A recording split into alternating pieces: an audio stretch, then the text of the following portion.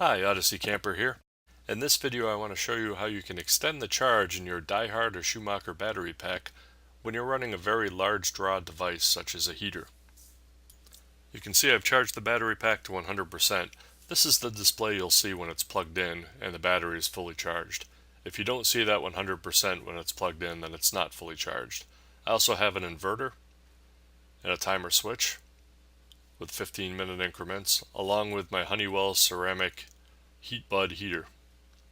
That's a 270 to 280 watt draw, which is a pretty significant draw for this size battery. The test starts at 3:09 on the clock.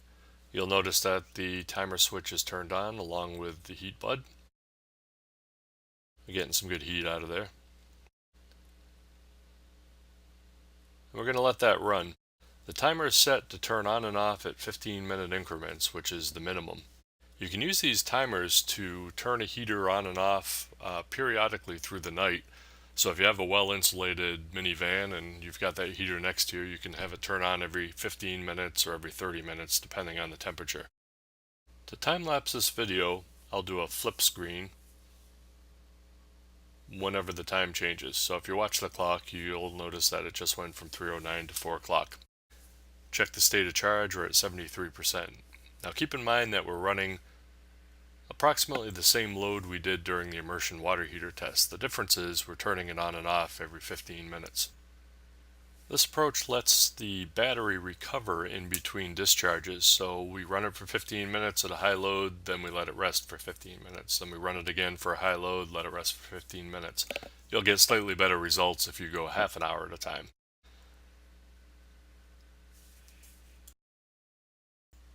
Another way to use a mechanical timer like this is to set it to turn on in the morning, so you can have it turn on an hour or an hour and a half before you get up in the morning and warm up the van a little bit.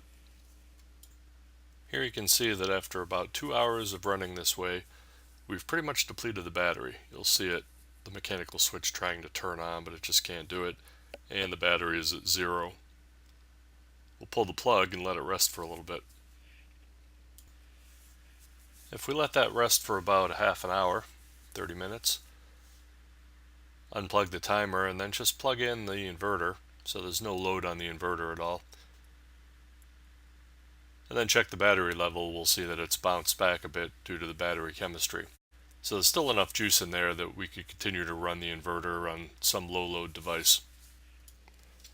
These little mechanical timers have other uses, and one of the things you can do with it is set up a TV or something to run off of the timer as you go to sleep. So if you're the type of person that falls asleep, you won't kill your battery pack, it'll shut off automatically.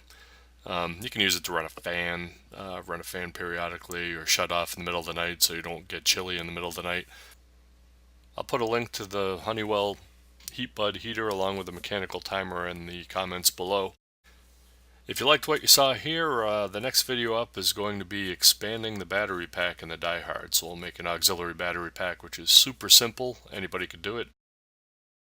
When you're done, you'll basically have something that has more power than the Yeti 0400.